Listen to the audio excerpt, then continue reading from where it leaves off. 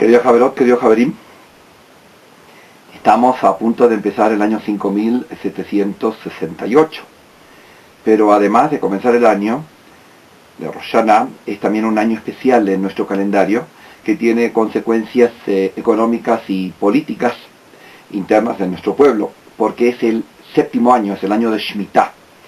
Shemitah, la Torah había dicho en Levítico 25 que hay que dejar descansar la tierra y no se puede trabajar la tierra en ese año. Resulta que en el manejo de dejar descansar la tierra hubo varias interpretaciones. La más antigua, de los años 30, es la posibilidad de poder trabajar la tierra si se la vende a una persona no judía. Y eso es lo que el rabinato aprobó en aquella época, y algunos todavía se atienen a ese permiso, que al venderse la tierra a un no judío estaría permitido trabajar la tierra. Es una de las maneras de evitar el cumplimiento de la Shemitah, del séptimo año de descanso de la tierra.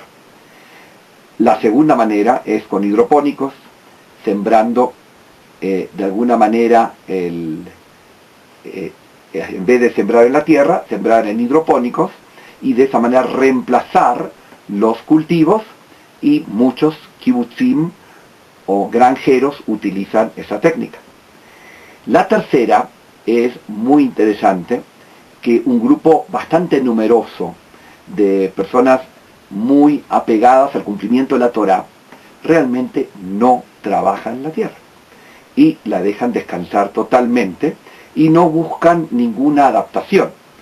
Pero lo interesante que se, entre comillas, inventaron el método este año para la Shemitah que empieza ahora en el 5768 es vender pequeños lotes por $180 a personas que viven fuera de Israel. De esa manera todos tengan la posibilidad de cuidar y de cumplir esa mitzvah. Es una mitzvah muy importante, la Torah lo menciona en Levítico y después lo menciona otras veces, donde 6 años trabajarás, el séptimo descansarás.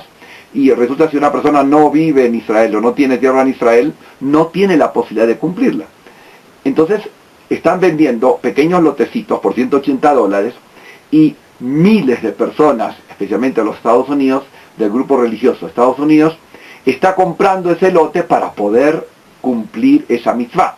Ahora, con ese dinero que se compra, lógicamente ya no se trabaja la tierra, se cumple fehacientemente. Estamos hablando de 100.000 acres que este año no se van a trabajar para cuidar esa mitzvah de Shemitah. Nos parece realmente un camino muy interesante para que todos puedan cumplir la mitzvah y no solamente los moradores de Israel. Por otro lado, en un desarrollo muy interesante en la política israelí, el gobierno introdujo en los programas de la población árabe que vive en Israel, alrededor de 1.200.000, un tema muy delicado educativamente, que es la Nakba, que es el día del desastre o de tristeza nacional.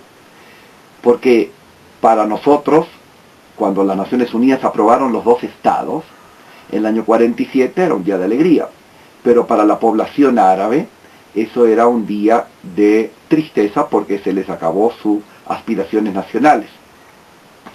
Y el Ministerio de Educación israelí aceptó en tercero primaria dictar en los colegios árabes que están, digamos, dentro del territorio israelí, no hablamos de Judea y Samaria y Gaza, sino de los que están dentro del territorio israelí, aceptó dictar sobre la Nakba, de tal manera que sepan de que lo que sucedió en el año 47, después de la declaración de la partición, que muchos se fueron, y que hubo en esos momentos muchos desplazados, y todo el trauma que trajo para la población árabe que no aceptó la creación de 2 estados, porque la decisión del 47 era la creación de un estado árabe y de un estado judío, y los que no lo aceptaron consideraron eso y se fueron, y ahí se creó el problema de los refugiados, los centenares de miles de refugiados.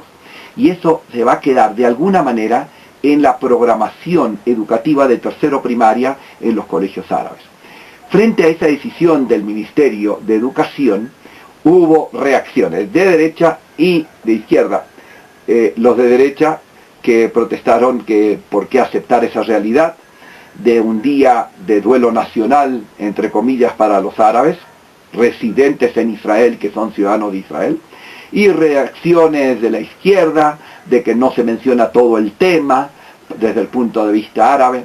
Entonces, esta es una decisión de la ministra que realmente provocó mucha discusión, pero es un tema interesante. Es la primera vez que en un programa educativo israelí, aunque es para el alumnado árabe, se acepta ese día, el Nakba, el día de la tragedia, para ellos. ¿Cuáles serán las consecuencias? Difícil todavía de prever, en la medida que haya reacciones de lado y lado. Shabbat Shalom, le Shana Tova, Tikateimu Betejateimu, Shana Tova.